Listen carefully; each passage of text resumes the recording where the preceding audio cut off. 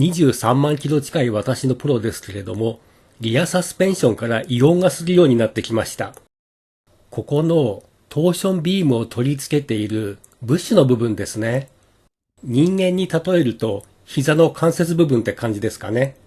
段差を乗り越えるたびにここからギシギシと音がすると、シリコンスプレーをここにかけてみたんですけれども、さっぱり良くならないので、今度はゴム専用のケミカルを買ってみました。ベルトの泣き止めなんかにも使えるらしいですね。シリコンスプレーは比較的サラッとしていて、すぐに乾いてしまうような感じですけれども、こちらのラバープロテクタントは、なんでしょうね、ねっとりしていて、いかにも効果がありそうな気がしたんですけれども、残念ながらギシギシ音は全く消えませんでした。仕方がないので、ケミカルは諦めて、パーツを購入することにしました。頑張って DIY で交換作業にチャレンジします。このパーツは 6R プロ、ゴルフ4、それと同年代のアウディの兄弟車ですね。アウディ A3 や A1 なんかとパーツが共通になっているので、それらの車のお乗りの方にも参考になる動画になると思います。届いたパーツをよく見たら、これはね、シリコンスプレーやラバープロテクタントをかけたところで治らないというのがね、よくわかりました。これが車体に取り付けられていて、トーションビームのアームがこうつくわけですけれども、下から覗き込んで、ここは車体にがっちりくっついてるというのが分かったんですよ。で、ここもトーションビームのアームの部分がこう、がっちり圧入されてると。で、ここに可動部があると思ってたんですけれども、ないんですよね。要は、がっちり止まって、がっちり止まって、サスペンションのトーションビームがこう上下するときは、ここのゴムの弾性で動くと。ね。なので、ここからギシギシ音がするということは、もうこのゴムが切れて、擦れて動いてるってことになります。なので私の車はもうここのゴムが切れてると、もうそれが確定です。こんな構造だからここにストレスがかかって切れちゃったんじゃねえのと思ったんですけれども、まあね、フォルクスワーゲン、ゴルフ1の時代から連綿と続いているトーションビームのノウハウがあると思うので、これがね、いいという結論なんでしょうね。私よりも何十倍も頭のいいエンジニアが考えて、これでいいんだということにしたと思うので、まあいいんでしょう。まあ20万キロ持ったわけですしね。よくよく見ると複雑な形してて、ここにマークがついてて、ネットで調べたらね、ちゃんと取り付ける方向の向きが指定されてますね。ここがね、こうやって横から見ると、ここが斜めになってるじゃないですか、こう斜めに。なんだこれ不良品かと思ったんですけれども、二つともね、そうなってますね。意外となんだろう。このブッシュ一つとってもいろんな長年のノウハウが多分詰まっているんでしょう。取り付け作業ですけれども、私、当然油圧プレスなんて持ってないので、このようなね、特殊工具、これをね、アリエクスプレスで買いました。なんだかんだでね、1週間で着きまして、1週間で意外と早かった思ったよりも、アリエクスプレスね、最近結構信用できるという噂があるんで買ってみたけど、ちゃんと1週間で届きました。1週間で届いたのは良かったんですけれども、一つ問題がありまして、これはね、このアタッチメントはここにぴったりね、もうぴったりいい感じにはまって、きっちりはまって、これ問題なしと。で、このパーツも、ちゃんとこの出っ張りを考えて、こうね、入ると。車体側につけてこう、圧入するわけですけれども、まあよくできてるなと。問題はね、これなんですよ、これ。これを、ここに通すわけですけれども、この、マイレ製のブッシュと相性がどうやら悪いようで、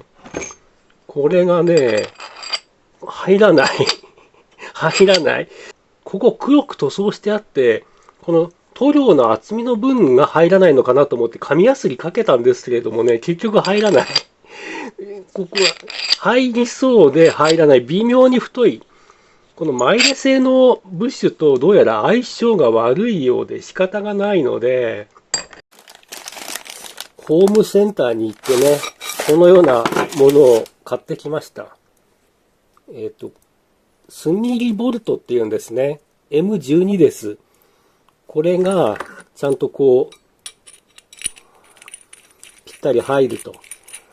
これならば、ちゃんとね、こう入るので、これで一応クリア。取り付けはこの特殊工具を使えばいいと。で、取り外しなんですけれども、いろいろ調べたら、素人の人がね、DIY で、このね、ブッシュを取り外すときはもうね、壊して取ってますね、皆さんね。私もそうしようと思います。ノコギリでここの部分をなんとか取り除いて、ノコギリを入れて、もうノコギリでこの樹脂の部分を切り取って抜き取るしかないようですね。これね、ここについているアームの部分が、ここが意外とスペースがなくて、いろいろ考えたんですけどね、まあ実は、ホームセンターにこれを買いに行った時に、配管のコーナーでね、こういうものを見つけまして、これがね、絶妙に、ここのね、ここの直径よりもね、若干細い外径で、これを押し出すのにぴったりで、これはいいものを見つけたと思って買ってきたんですけれども、これを押し出すのはまあね、いろいろこう、これつけて、これかましてね、こっち側がいいんですけど、こっち側がどうしようもなくて、詳しいことは割愛しますけれども、これを圧入するトーションビームの形状からして、もうこういうのも買ってきたんですけど、こっち側はこれで、こっち側はこれで、うまく挟み込んでなんとかと思ったんですけど、もう細かいことを割愛しますけれども、この作戦はね、ダメです。いろいろ考えたんだけど、もうやっぱりね、ノコギリで切るしかないという結論になりました。ギアプーリーというのもあるんですよ。このワーゲンのトーションビームに関しては、ギアプーリーが噛むね、場所がないですね。コメントでひょっとしたらギガプーリー使ったらどうですかっていうのが来るかもしれないんですけれども、私の結論としてはダメです。これでね、スマートに押し出せれば一番良かったんですけれども、ちょっとね、難しいと思います。ちなみに、フロントのドアームブッシュというのはね、私これ、DIY で交換成功したことあるんですけれども、その時使ったね、工具もあるんですよ。その時買った工具がこれなんですけれども、これを使ってなんとかというのもね、それもね、ちょっと考えたんですけど、まあダメだというのがすぐに分かりました。まず大きさが全然違うし、フロントサスとリアサスね、構造が違うんで、これらのパーツもね、全然噛み合いませんね。全然ダメ。なので、フロントのドアームブッシュ交換用のツールは使えないというのも打足で、言っておきます。ひょっとしたらコメントでね、これ使えないんですかっていうのが来るかもしれないんだ。あらかじめ言っておきます。フロントのロアームブッシュと大きさも形も構造も全然違うので、ダメと。まずはホイールハウスのカバーを外します。トルクスネジで止まってますね。こんな感じのトルクスネジ。こことここと、ここにもあるし、ここにもあるし、あと見づらいけどね、車体の後ろ側、こんなところにもありますね。首が痛くなりますけれども、上の方も一生懸命覗くと、こんなところにもネジがあると。1、2、3、4、5、6、7、8、9、10、11。トルクスネジは全部で11個ですね。11個のトルクスネジを外すと、このようにカバーが取れると。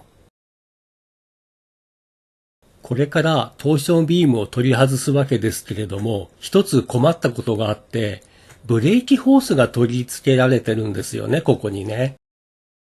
トーションビーム左側のブッシュに関しては、ここのボルトを1本外せば、このブレーキホースが自由に動くようになるので、なんとかなると。ボルトを外すと、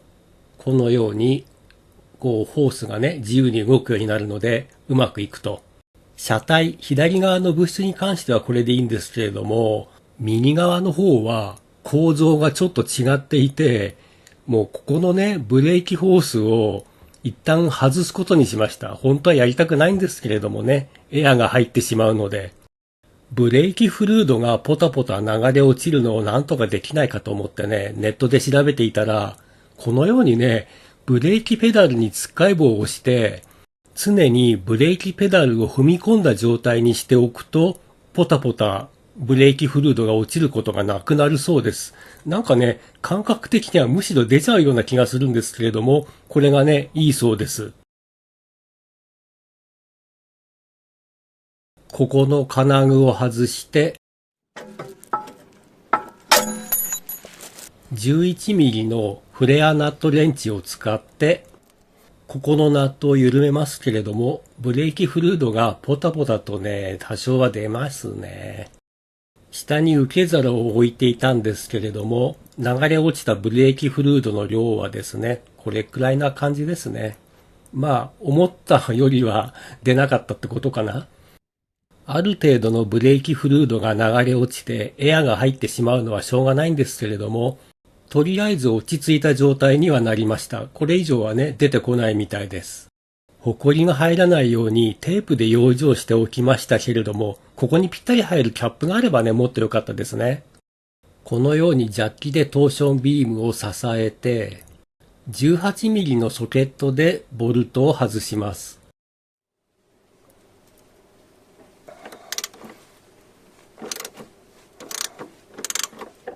反対側の18ミリのナットが回らないようにこのようにね、外すと。ボルトを抜き取ってトーションビームを下に下ろすと問題のブッシュが見えるようになります。完全に切れてしまっているというわけではなくて、ひびが入っているという感じですね。反対側のブッシュも同じような傷み方ですね。もっとね、完全に切れてガタガタになってるかと思ったんですけれども、思ったよりは傷んでなかった。でもね、ひびが入ってるし、ゴムも硬くなってる感じですね。20万キロ以上使ったからもう寿命ということでしょう。ここの部分はもうだいぶひび入ってますね、この上の部分。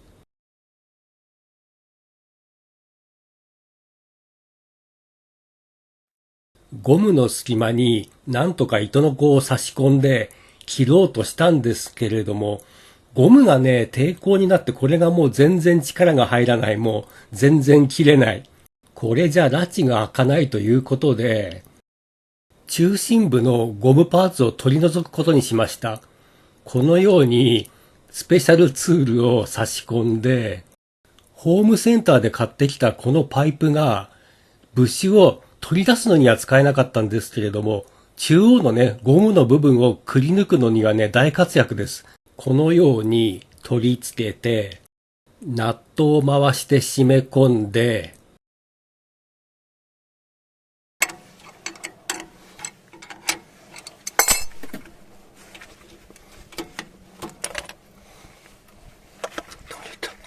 これで格段に作業がやりやすくなりました。取れました。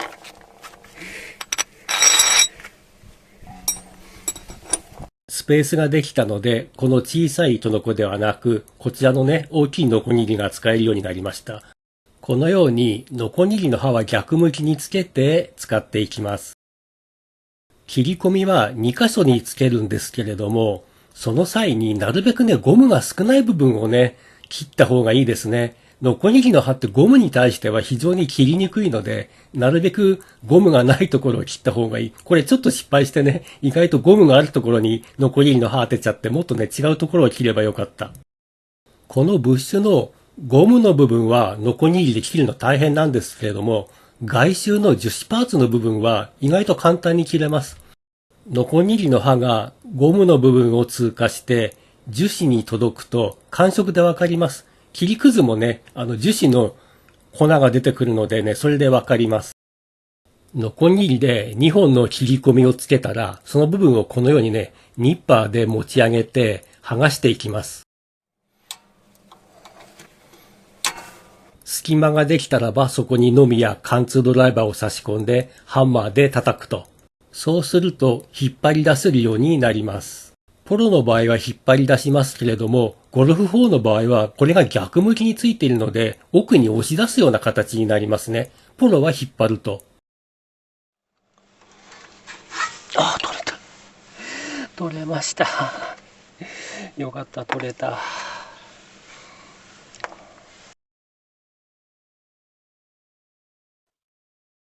ブッシュがスムーズに入るように、錆を落としてきれいにしときます。ブッシュを取り付ける向きを確認しておきます。ここにね、つなぎ目があります。見てね、もうわかると思います。ここにね、つなぎ目がありますよね。このつなぎ目が目標になります。このつなぎ目と、このね、ブッシュのこのマーク、これが重なるように取り付けます。わかりやすいようにマーキングしておきます。ブッシュの方にもこのようにね、マーキングしておくと作業がやりやすいです。特殊工具を使ってブッシュを圧入するわけですけれども、必ずね、周遊します。これグリススプレーかけてますけれども、こうしないとね、壊れちゃいます。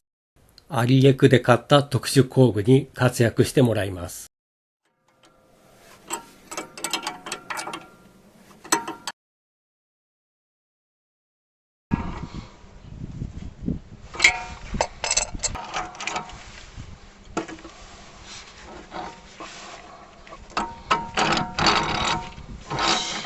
よし、入った。入りました。ジャッキで持ち上げてトーションビームをはめ込むんですけれども、これがね、結構苦労しました。